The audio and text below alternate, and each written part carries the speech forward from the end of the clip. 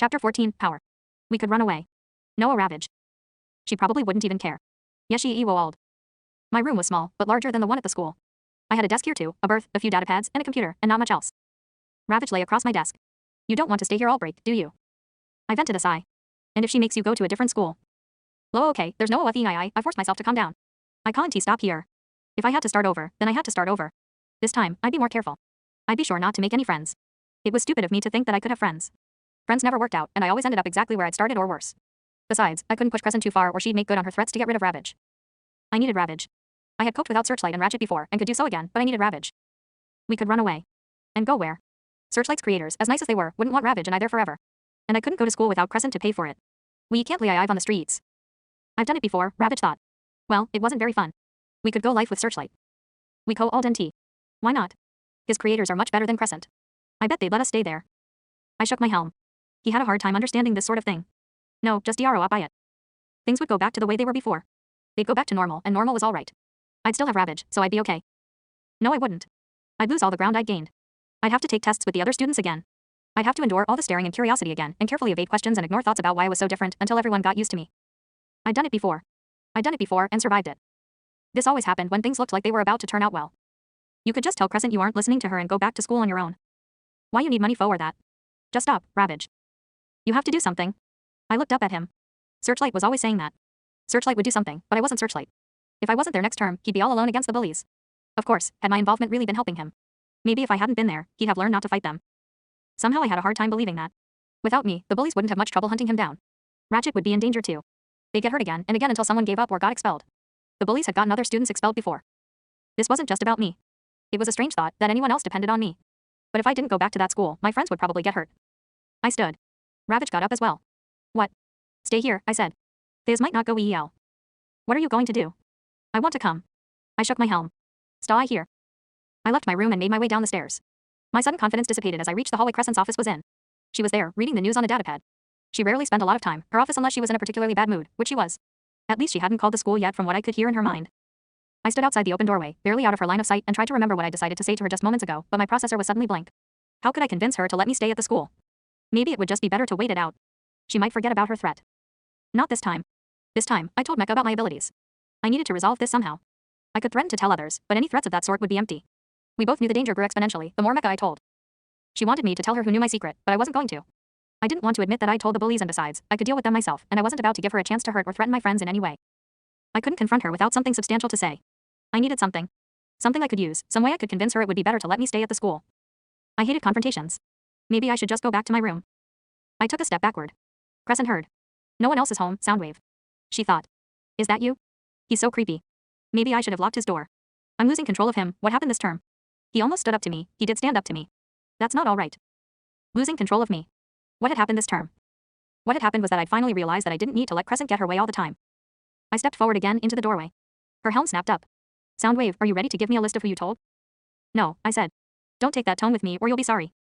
Why you know I hear things louder and louder every word. I spoke quietly, with no inflection. I knew I sounded flat and emotionless sometimes. I often tried actively to sound more normal, but this time I went the other way.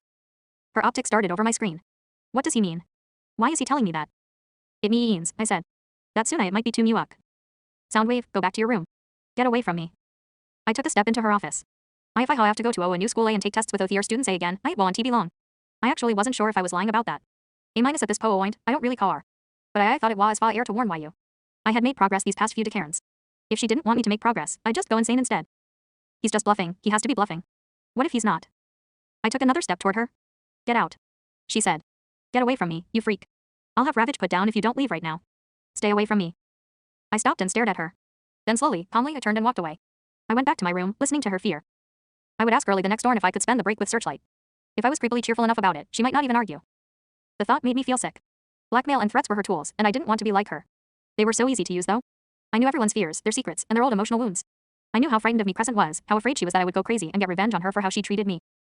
Cable Reach and I had talked about how powerful I was, and he had been worried that I'd abuse that power. He'd seemed somewhat impressed that so far I had avoided using it to my advantage. But now I'd used it to get my way. It had felt good. Crescent wouldn't recharge well this off cycle, and I probably wouldn't either. But I had needed to do that, hadn't I? Had I? It felt kind of wrong.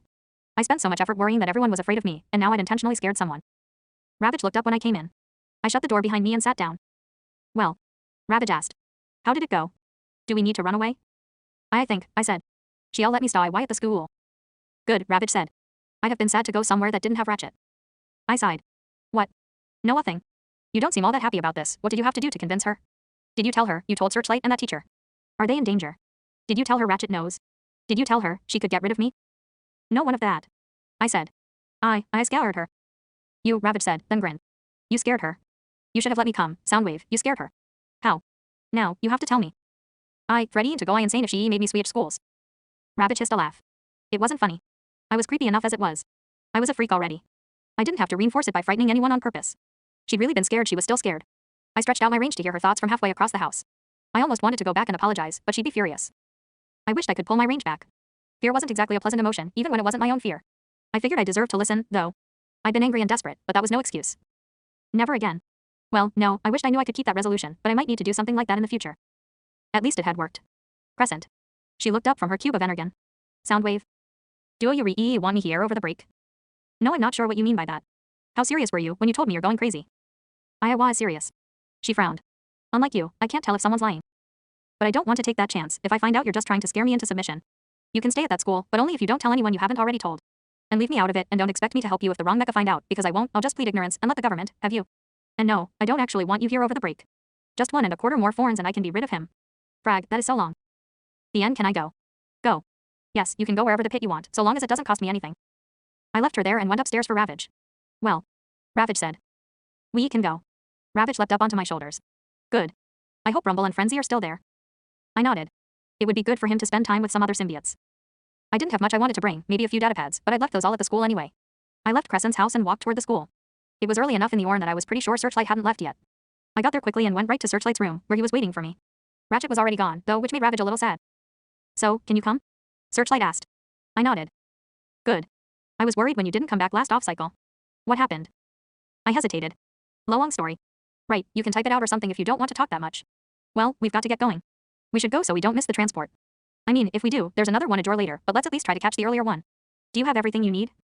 I nodded. I didn't really need anything except Ravage. Searchlight picked up a bag with a few things in it. I wish I had subspace, he said. Next upgrade, so how are finals?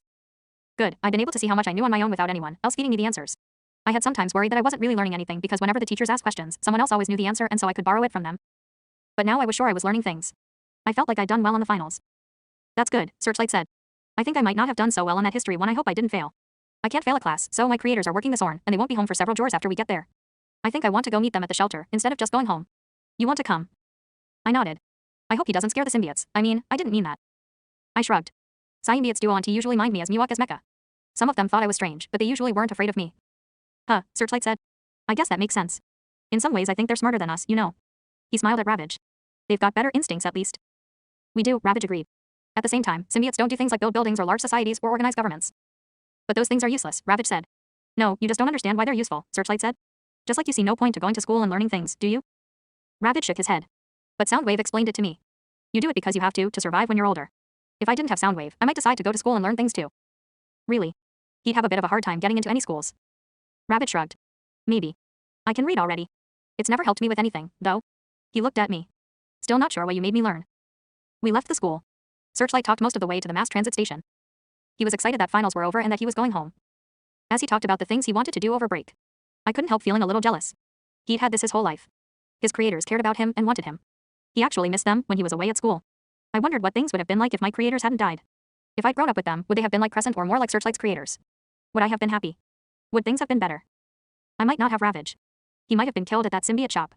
I might not have met Searchlight, but I might have other friends. When we were at the station, Searchlight somehow sensed my mood. You okay? I nodded. So, what did happen last off-cycle? With your caretaker? Is everything okay? I mean, if you want to tell me. If you don't, that's fine. I nodded. Gee, we were in a crowded train station.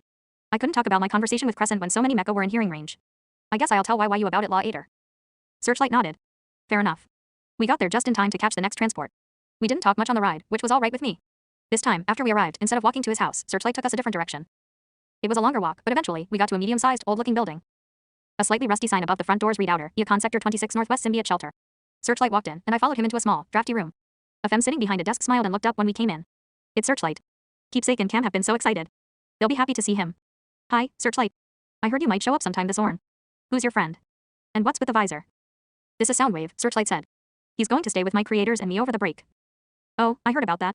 A memory of Keepsake telling her about me replayed in her processor. Searchlight's going to invite a friend over for the break. The whole break. Yes. I don't think the poor fledgling's guardian takes good care of him. Not from what Searchlight has told me. He's a little different, you'll know him if you see him. He's got a stutter too, and I don't think he has a lot of friends. Ah, that's rough. Where'd he get the stutter? He mentioned something about an accident when he was a sparkling. Oh my. I didn't want to ask. He said his creators died in it. That's horrible. Yes, and Searchlight seems to think he's never had any real friends before. I feel so bad for him. Of course. I'm proud of my creation, though. He's always trying to help other mecha. I looked down. I suppose I shouldn't be upset that everyone felt sorry for me, but it was frustrating. I wish they'd just all get over it. Oh, he looks sad. What did I say? I'm probably staring at him, aren't I? I need to think of something to say. That is one gorgeous symbiote, the femme said.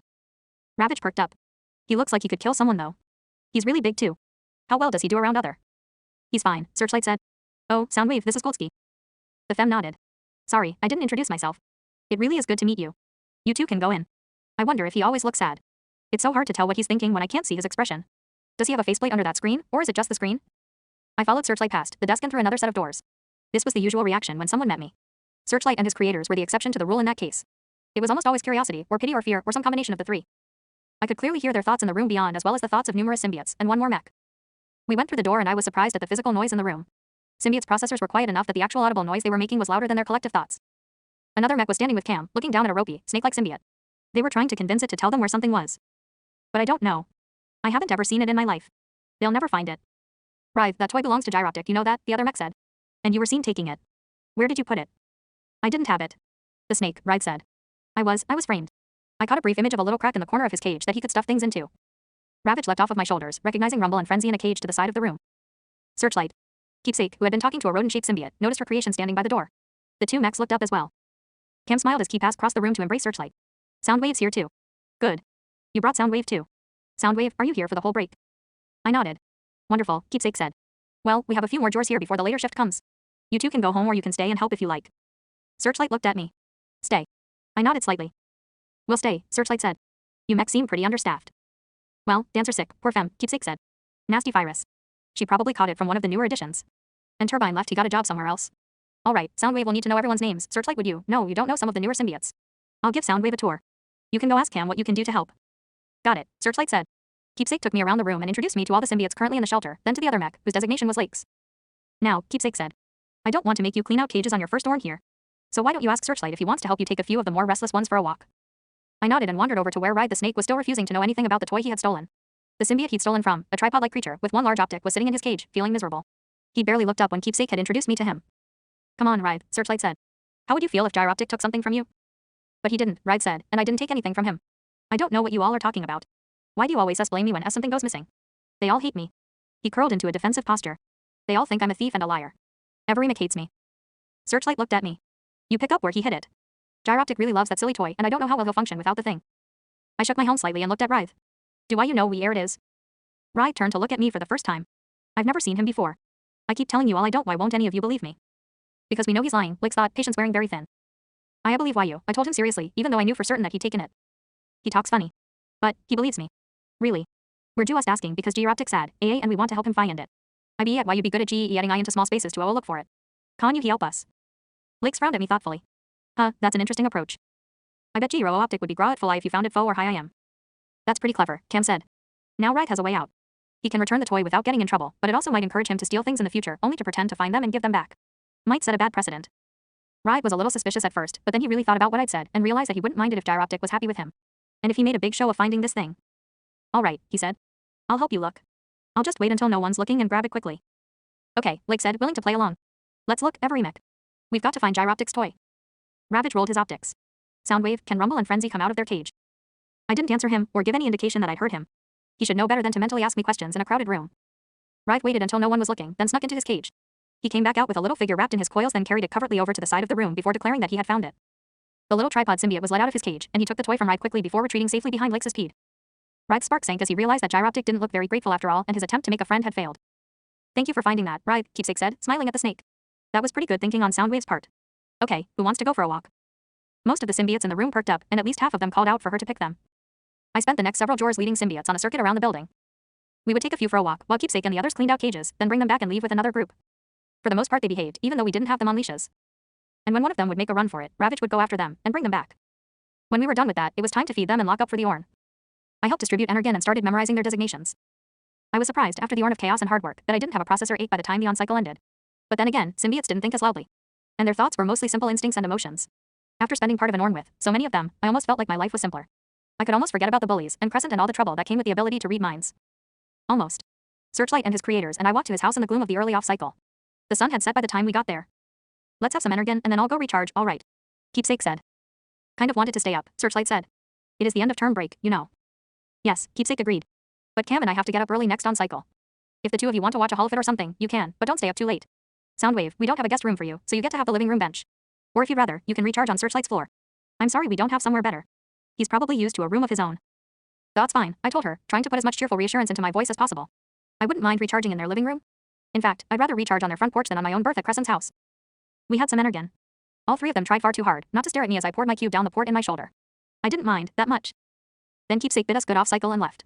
I was feeling ready to recharge as well, but Cam and Searchlight both wanted to watch a holovid, so we did that first. Then, the two of them left me alone in the living room with Ravage. He curled up under the bench I was lying on. I looked up at the dark ceiling. This break was going to be good. Probably the best 2 cortexes of my life. For a few Decarons, I could forget about Crescent and the bullies and school. And maybe, just maybe, things would keep working out. I owed this to Searchlight, of course. He didn't really understand he couldn't understand what he was doing for me. I didn't know if I'd ever be able to repay him. I turned my screen off, but could still see through Ravage's optics until he shuttered them and slipped into recharge. I drifted off as well.